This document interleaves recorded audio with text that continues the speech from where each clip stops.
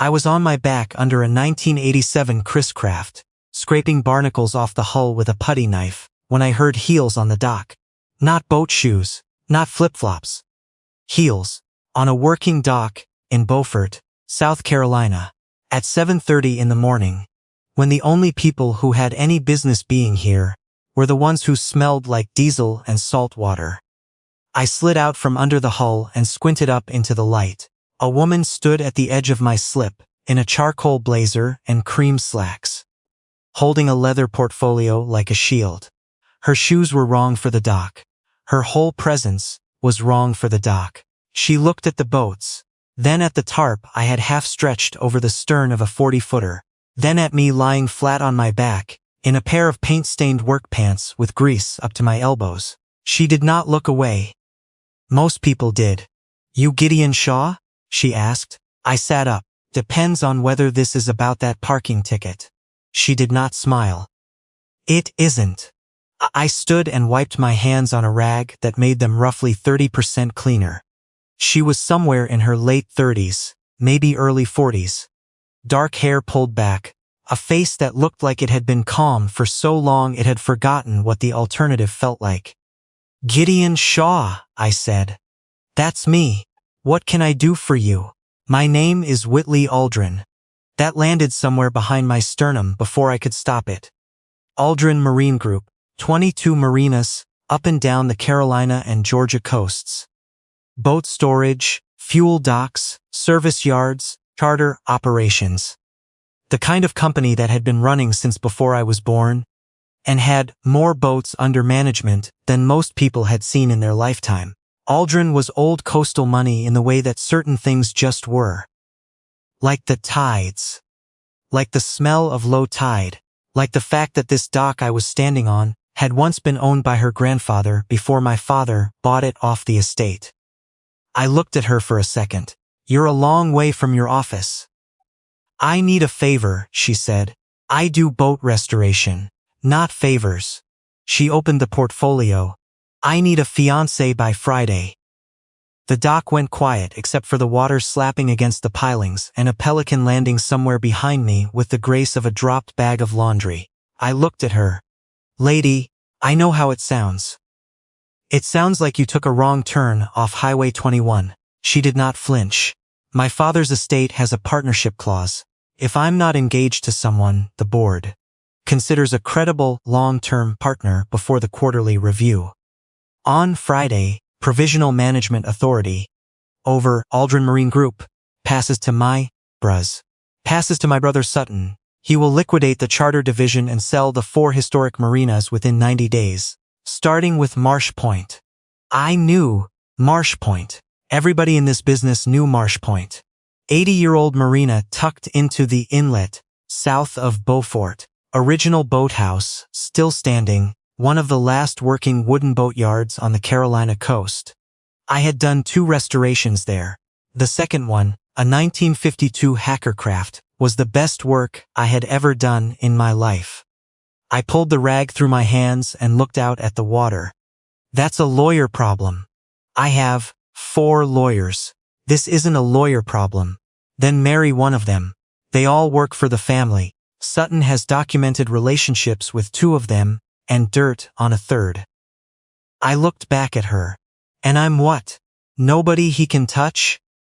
"You turned down 2 separate offers from a shell company trying to buy this property 2 years ago." She pulled a page from the portfolio, just far enough for me to see numbers on it. "When the offers were well above market." I stared at her. "That was him? Through a holding company?" "Yes." I thought that was somebody out of Charlotte. Sutton has 6 holding companies. He also has no idea I'm here." I set the rag down on the gunwale of the Chris Craft. I had bought this dock from the Aldrin estate 15 years ago, after Whitley's father had let it run down to the point where nobody on the board thought it was worth keeping. I had rebuilt the finger piers myself, replaced the electrical, repowered the fuel dock.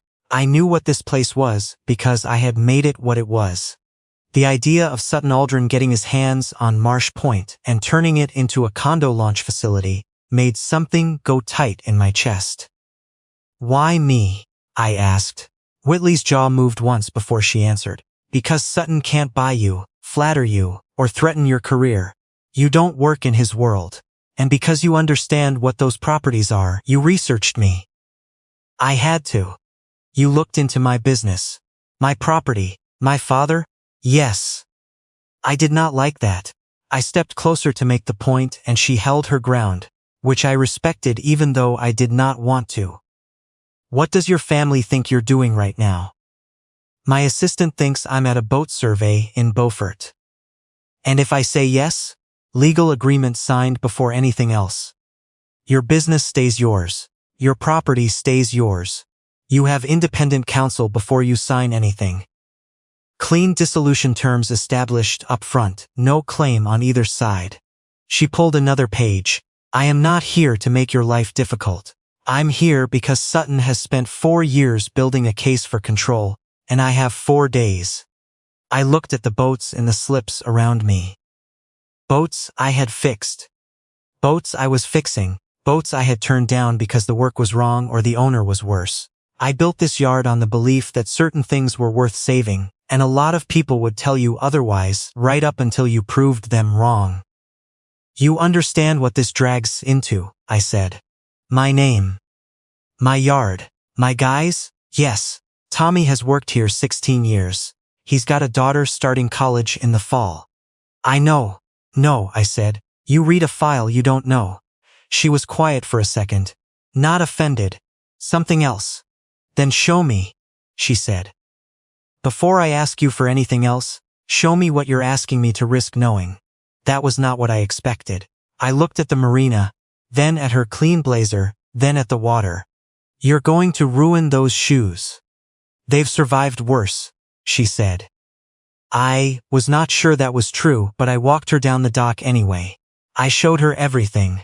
The restoration bay where we had a 1968 Bertram open for hull work. The storage shed where I kept salvaged mahogany and teak waiting for the right project. Tommy's workstation, organized so specifically that nobody else could find anything, which Tommy would tell you was the point. I walked her past the fuel dock, the pump-out station, the little office shed, where I kept the books in a filing system that made my accountant physically tired.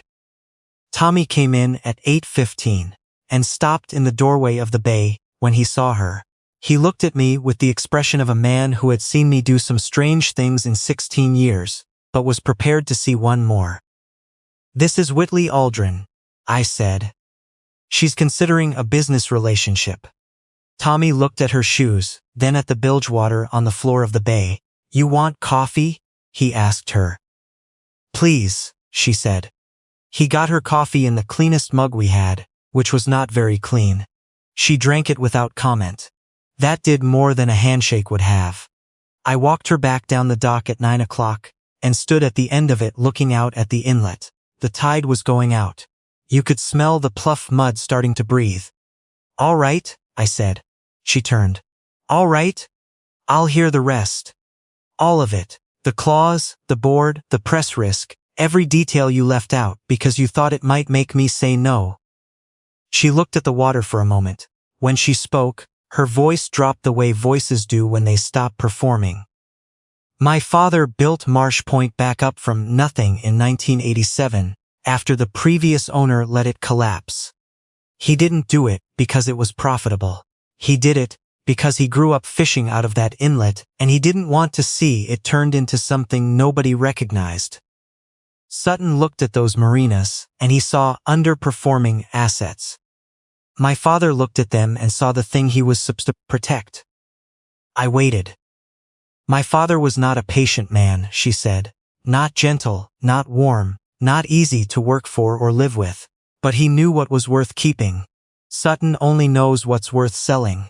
And those are not the same thing. The tide pulled at the water below us. Old wood told you the truth if you knew how to listen. It either held or it gave. One condition, I said. What condition? If I walk into your boardroom, you walk through this yard first, not a tour. Actually here. You see Tommy. You meet the guys. You understand what you're asking me to put in the middle of your family's mess. She looked down at her ruined shoes. I already did that. You saw it, I said. That's different from what I'm asking. I'm asking you to stand here long enough to know it in your body. Then we talk lawyers. She looked at me for a long moment. Something in her face loosened by about 1 degree. Okay, she said. Not fine. Okay. Like she meant it. Behind me, Tommy called out. Are we being sued? Not yet, I said. Worse? I looked at Whitley. I'm getting engaged. Tommy dropped something metal. It rang against the concrete for a long time. I changed in the office bathroom, while Tommy held the door shut.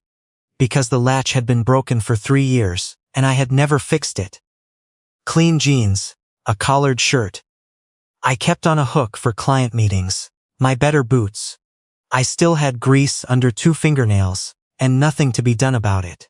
Whitley was waiting at the end of the dock, on the phone, speaking so carefully it made the whole situation heavier. No, Gordon, the meeting is still on. No, I'm not confirming anything until the paperwork is signed. She looked at me. I'll call you in an hour. She hung up. Gordon, I said. My attorney. Does Gordon know you're out here picking up fiancés off working docks? He advised against the word.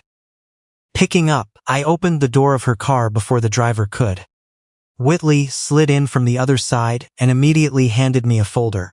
Engagement agreement, independent counsel waiver, property protection terms, dissolution clause, confidentiality addendum. I looked at the stack. You had all this ready. I was an optimist this morning? About you, specifically. The optimism predated this morning. I read through what I could understand, which was maybe 60%, and what I understood was that my yard stayed mine, my boats stayed mine, the dock stayed mine, and if this whole thing came apart, Whitley had already built walls around everything I cared about. That was worth noticing. You're protecting me pretty aggressively for someone who only needs an engagement, I said. She looked out the window as we pulled away from the marina. I told you I needed help, not a casualty. The attorney Whitley had arranged was a woman named Miss Dalka, who worked out of a narrow office above a hardware store on Bay Street, and wore reading glasses on a chain, and had the energy of someone who had seen every kind of mess, and charged accordingly.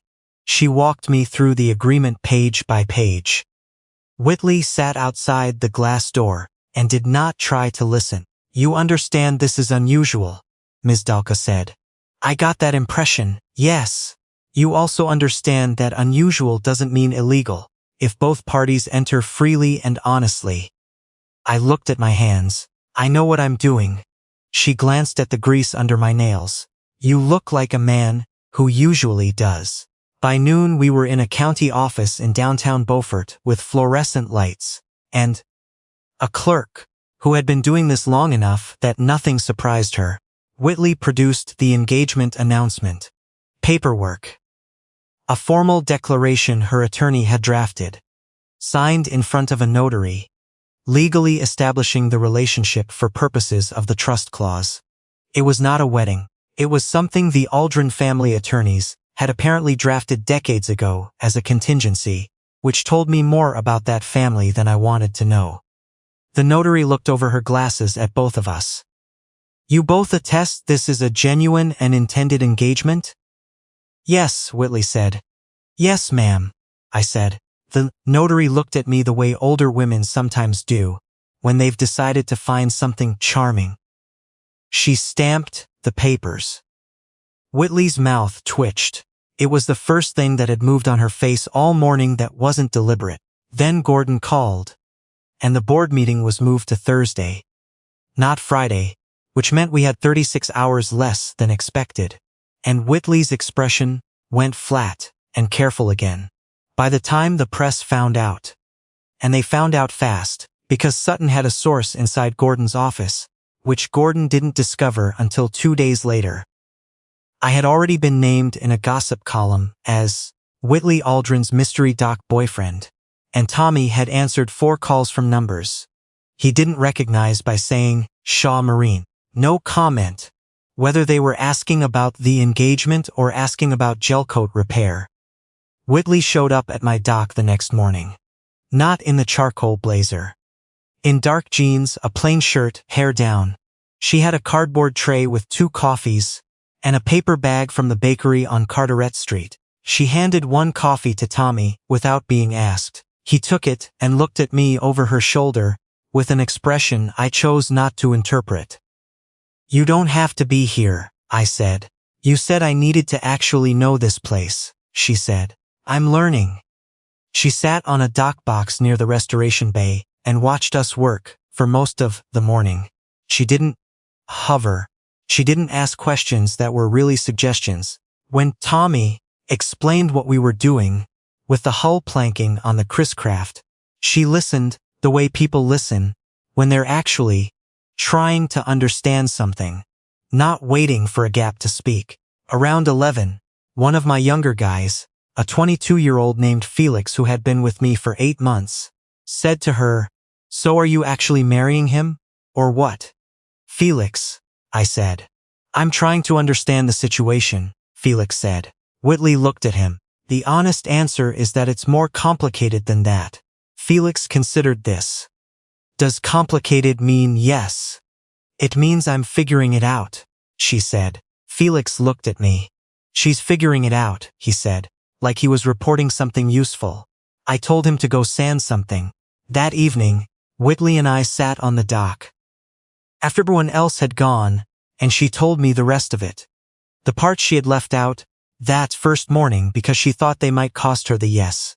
How Sutton had spent 3 years carefully cultivating doubt about her management competence with the older board members. How her father's health had declined faster than expected, and the succession plan had never been properly finalized. How the clause in the trust had been meant to protect against an unmarried heir being pressured into a bad marriage.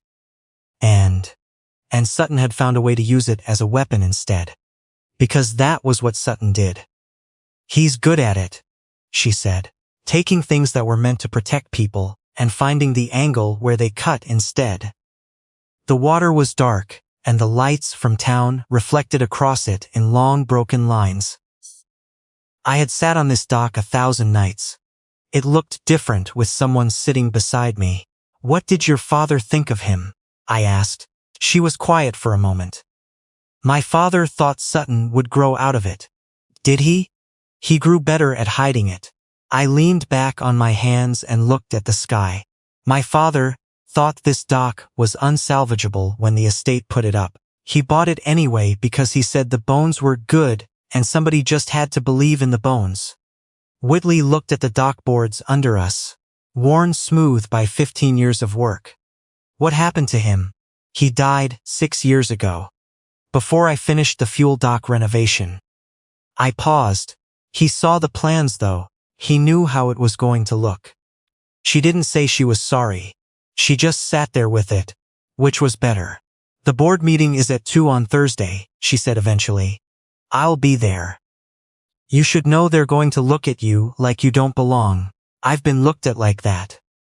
This is different. These are people who have a specific language for dismissing men like you, and they use it without thinking." "Men like me," I said. "Men who work with their hands and built something themselves. In that room, that reads as a liability. They'll assume you want something from me." I looked at her. What should I want? That's what they'll be trying to figure out. She met my eyes. "What do you want, Gideon?" I thought about it, honestly, which was probably not what people usually did when she asked a question like that. I want Marsh Point to still be a working yard in 20 years. I want Tommy to be able to retire with some dignity. I want someone to finish restoring the hackercraft in slip 4 before the owner loses faith and lets it rot. I paused. And I want Sutton to understand that not everything has a price, whether or not he believes it. Whitley was quiet for a long time. "Those are not the answers I expected." "What did you expect?" "Something about money," she said. "Or a stake in the business. Or at least the boats." "I have boats," I said. She almost laughed. Not quite. But close. The boardroom smelled like wood polish and old paper. And the particular stillness of rooms, where serious money had been deciding things for a long time. Sutton Aldrin was already seated when we walked in. He was younger than I expected. Early 40s, good suit. The kind of handsome that came from never having to worry about anything in particular. He looked at me the way a man looks at something he has already calculated and found manageable. "Whitley," he said, "I have to say, this is creative even for you." She set the documentation on the table. "The clause is satisfied." Sutton smiled. "You're engaged to a boat mechanic, restoration specialist," I said. Sutton looked at me like I had done something slightly embarrassing. "Of course." "If you're going to get the category wrong," I said, "at least get it wrong specifically." One of the older board members, a man named Fowler who had been with the company since Whitley's father's time, looked down at his notepad in a way that suggested he was covering a reaction. Sutton set his hands on the table. "You expect the board to take this seriously."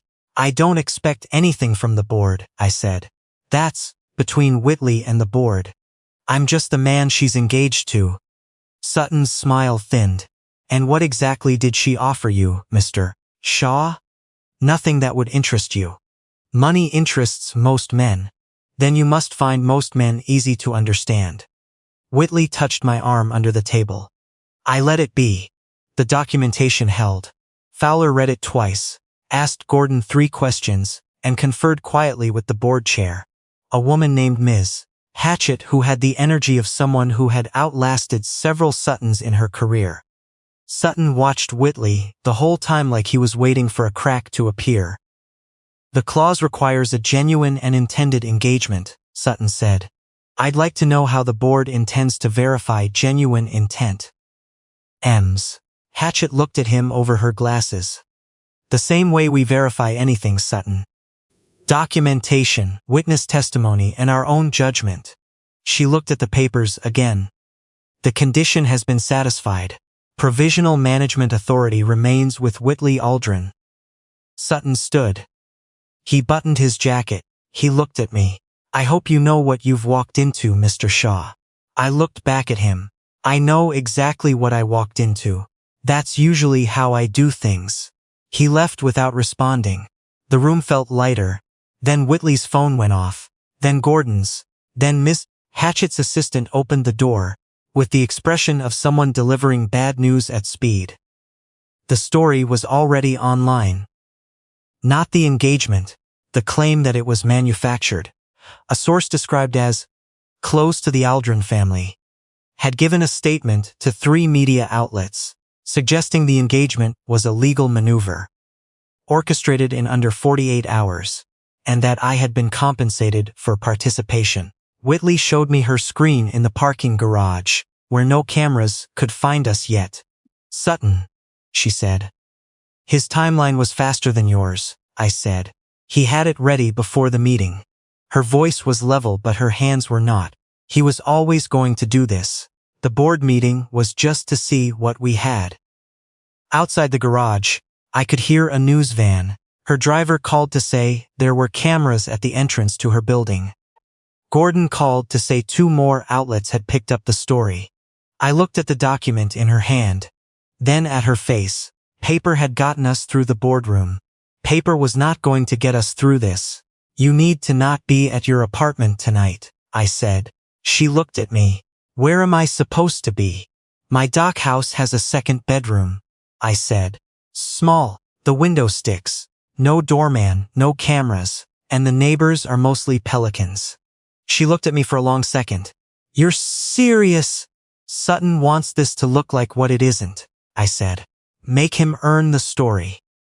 Whitley showed up that night at 9 with 1 rolling suitcase, a garment bag, a laptop bag, and an expression that said she had not spent a night somewhere without a doorman in a decade. My dock house was exactly what it sounded like. A small house built onto the back of the marina property, close enough that I could hear the boats moving in bad weather.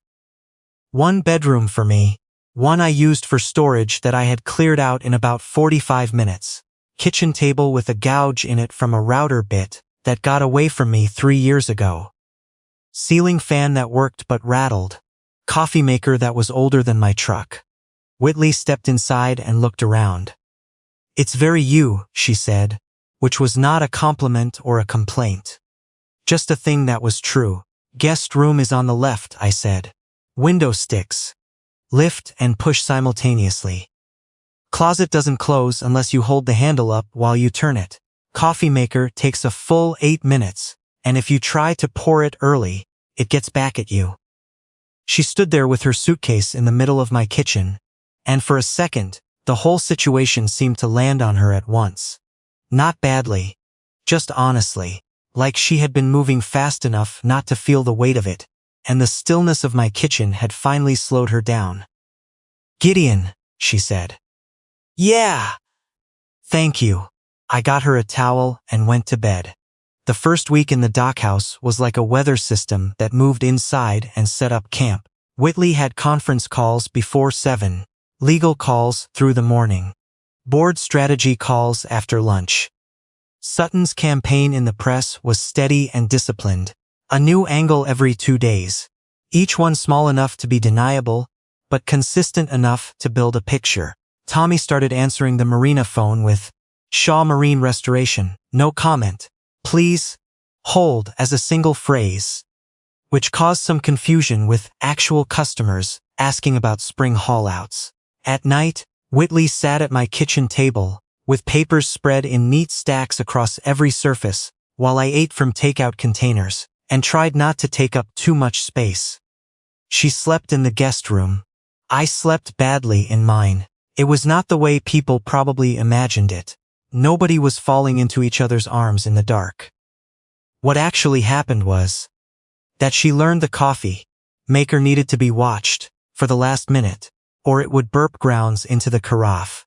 I learned she drank coffee black until about 9 p.m., and then, when she thought I wasn't watching, added sugar like she was making a point to herself. She started leaving her shoes by the door in matched pairs, heels together, like they had agreed to rest. One evening I came back from a late haul-out job and found her standing on the bed in the guest room, trying to muscle the window open by brute force. "Wrong latch," I said from the doorway. "I am aware of that now. You have to lift while you push." I tried lifting while pushing. "The other lift, there's a secondary latch at the bottom of the track." She looked at me like I had designed the window specifically to inconvenience her. I reached past her, found the lower latch, and the window came open with a sound like a long exhale. Whitley looked at the open window, then at me, 6 inches away. "You could have fixed this 3 days ago." "I was going to." "You said that 3 days ago. I've been busy being publicly engaged to someone." She looked at me and laughed. Real, quiet, caught herself off guard laughed. It was the first time I had heard her make a sound that she hadn't checked first. I fixed the window the next morning. 2 days later, she brought coffee to the marina for everyone. Not from the office machine, from the bakery on Carteret Street, in a cardboard carrier, with names written on the cups because she had asked Tommy the day before, and written them down, and remembered. Felix got his name spelled right, which he had not expected. He looked at the cup, then at her, then at me. "She spelled it right," he said. "She usually does things right," I said. Tommy took his cup and watched her talk to Felix about the transom repair on the Chris Craft. He came over to me and said quietly, "She listens." "Yeah," I said. "That's not nothing." "No," I said, "it's not." I took her through Marsh Point on a Thursday. The original boathouse was locked, but I had a key from the facilities manager, who had known my father. We walked through the storage yard first, past dry-docked boats on jackstands, past the old fuel shed, out to the boathouse itself. Inside, the air smelled like cedar, and bilge, and old rope. Light came through boards that needed replacing, but held just enough gap to stripe the floor in gray. The hackercraft was in the second slip, half finished. Someone had started the transom restoration and then stopped. The mahogany was open, waiting. Whitley stood in front of it and said nothing for a long time. "This is the work that was left," I said. Owner ran out of money mid-project. He's been trying to find someone to take over for 2 years. But anyone worth hiring won't touch a half-finished job. They didn't start without a full assessment and most don't want the liability. What would it take to finish it? She asked. 3 months. Right materials. Someone who understands what it was supposed to be. She ran her hand along the edge of the transom, careful, like she understood what she was touching. My father had a boat like this when I was a kid, she said. Not this old. But wooden. He sold it when I was 12 because it was too expensive to maintain. She paused. I think he regretted it. I looked at the hull lines. 40 years of good design still visible under the weathering and the unfinished work. The boats worth saving always cost more than the ones people sell, I said. That's not a bug. She turned and looked at me with an expression I couldn't read. Then she said, no one has ever talked about these properties the way you do. What do you mean? Like they have? I don't know. Like they're still alive. Uff. They are, I said. Until they aren't. And once they aren't, it's too late to care. After that something shifted. Not dramatically. The way tides shift. You don't see the moment of change. You just notice that the water is somewhere different than it was. At home, she started reading drafts of my client emails. You sound irritated here, she said one night, sliding my laptop back. I am irritated. He's 3 weeks late on a payment. But you still need him to pay you. I read what she had changed. She had kept the meaning and removed everything that would make him defensive. You made me sound professional. You're welcome. I was being sarcastic. I know, she said, but you're still going to use it. I did.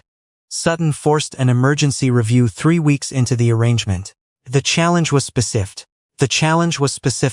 The engagement was a legal fiction, entered for the purpose of defeating a trust clause, and both parties had agreed to it under those terms. He had a declaration from someone inside Gordon's firm, not Gordon, someone below him who had overheard a phone call and made assumptions, claiming the relationship was purely transactional.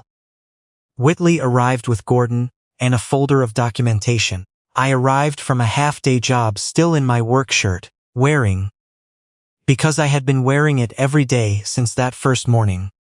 The ring my grandfather had kept in the dish by the kitchen sink for 40 years. Plain silver, narrow, worn down on the inside from the shape of his finger.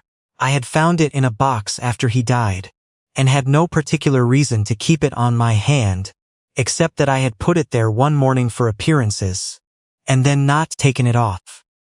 Sutton noticed it immediately. He had been watching for a crack, and he looked at the ring, and understood that it was going to be harder to find one than he had planned. The questions were careful. Where did we live? How were expenses handled? Did we intend to remain engaged beyond the period of the trust clause? Before Whitley could answer, I leaned forward. Sutton's eyes moved to me. Mr. Shaw, I was going to say that my grandmother's cast iron pan is on my stove, and Whitley used it last Tuesday to make eggs and then put it in the dish rack to drip dry, I said, which is not how you treat cast iron. And I told her that, and she told me the instructions I had given her were ambiguous, which they were not. I paused. But that's where we are. Nobody spoke for 2 full seconds. Then Fowler coughed once, quickly, into his fist. Whitley was looking at the table. The corner of her mouth moved. It sounded real because it was. Not the way the board meant to measure it. Real in the way her mug sat beside mine every morning, because she had stopped thinking about where to put it. Real in the way I listened for her car in the evenings, and didn't fully exhale until I heard it. Real in the way she had started saying goodnight from the hallway, rather than just going to her room. Stale. I had started answering and neither of us had ever discussed. When that started, the board found in Whitley's favor. Again, afterward, in the corridor outside the conference room, with Gordon already gone, and Sutton nowhere nearby, we stood in the particular quiet of a moment after something hard. You didn't have to make it sound real, she said. I didn't make it sound anything, I said. She turned toward me slowly. The cast iron pan thing actually happened. Yes. And you remembered it. I remember most things, I said. About you. She looked at me. There was nothing scheduled in that look. No board meeting on the other side of it, no press call, no strategy. Just Whitley standing in a corridor looking at me like she had arrived, somewhere she had not planned to arrive. Gideon, she said. I didn't get to say anything back, Sitik. She stepped forward, put one hand against my chest, and kissed me. Not for the board. Not for Sutton. Not for anything except what it was. When she pulled back, her hand stayed on my shirt for a moment. She looked at me like she had surprised herself, and was deciding what to do about it. We should probably get out of this building, I said. Yes, she said. In my truck on the way home, her shoulder was close to mine. Every traffic light felt longer. When we got back to the dockhouse, she set her bag down and stood in the kitchen and looked at me, like she was waiting for me to tell her what kind of man I was going to be about this. I hung my jacket over the chair. We should not rush this, because a notary got there first, I said. Her face settled into something I had not seen before. Easier. Lighter.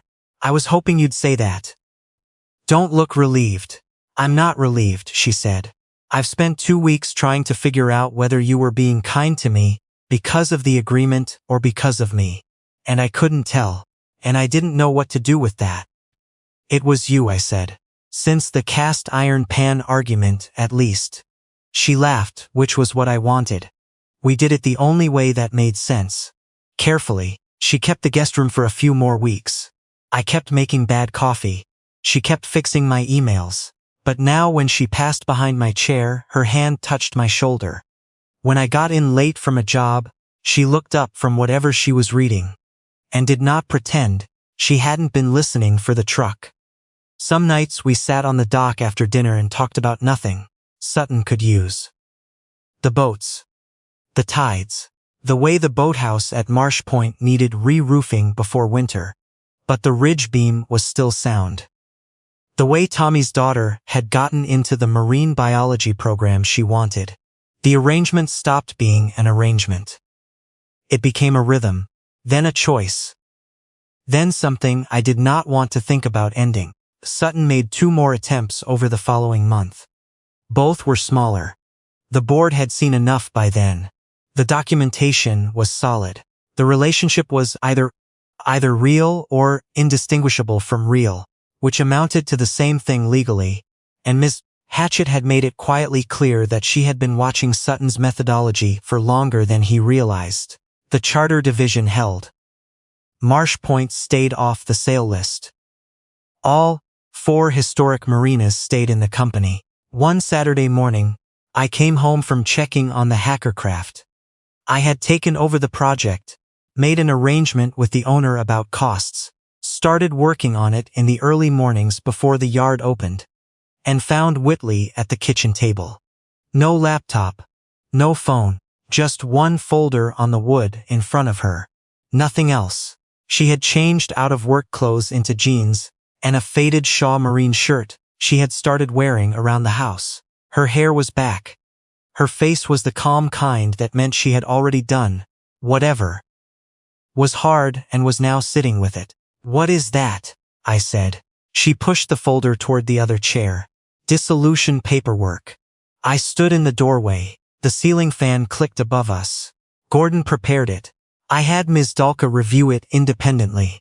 Your dock, your yard, your business, your grandfather's ring if you want it. Everything is yours, fully protected. No claims, no timeline pressure.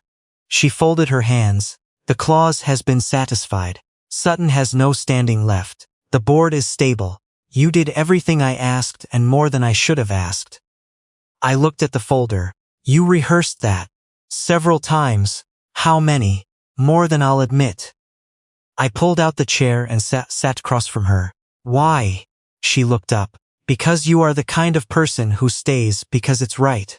Not always because it's what you want. And I don't want you to stay because this started as an obligation, and you're too decent to walk away from it. That landed harder than she probably meant it to. You think I'm confused about what I want, I said. I think you're very loyal, she said. And I think loyal people sometimes stay in things past the point of choosing. Write in the comments, was Whitley right to give me a way out? Or did she already know I wasn't going to take it? I opened the folder, looked at the first page. Dates, names, legal architecture. A clean, careful exit from something that had long since stopped being what it started as. My grandfather's ring caught the light when I turned the page. He wore this every day, I said. 38 years. Never took it off for work. He said it was the one thing he did not want to set down somewhere and forget. Whitley's eyes were bright. She was holding herself together by the kind of quiet effort I recognized, because I had seen it in her since the beginning. I closed the folder and pushed it back across the table. No, I said. She exhaled. One short breath. No, I said again. I don't want my kitchen table back to myself. I don't want the cast iron pan instructions to be irrelevant. I don't want to haul the hacker craft without someone to tell about it at night. I don't want to take this ring off and pretend the reason I kept wearing it was strategy. Her voice was very quiet. I was trying to be fair to you. I know. You've been fair to me since day one. You could have left a lot of things out, and I wouldn't have known until it was too late. You didn't. You asked me for the truth, she said. Yeah, I said. And you gave it to me, even the parts that were hard. She looked down at the folder between us, then pushed it farther away. I don't want out either, she said. I haven't for a while. I just didn't know if I'd earned the right to say that. That was the moment the agreement ended. Not in the county office, not in the boardroom. At my kitchen table with a gouge in it, on a Saturday morning, with the boats rocking against the dock outside, and coffee going cold in both our mugs. After that, life did not become easier. It became ours. The hacker craft restoration finished in late October. I brought Whitley to Marsh Point the morning I launched it. The water was flat, and the light was the low October light that makes everything in the south look like it has been there forever and always will be. We stood in the boathouse door and watched it float, and it floated the way good work does. Like it had never considered the alternative. Whitley stood beside me with her shoulder against mine. Your father would have liked this, she said. Yeah, I said. He would have said I used too much epoxy on the transom.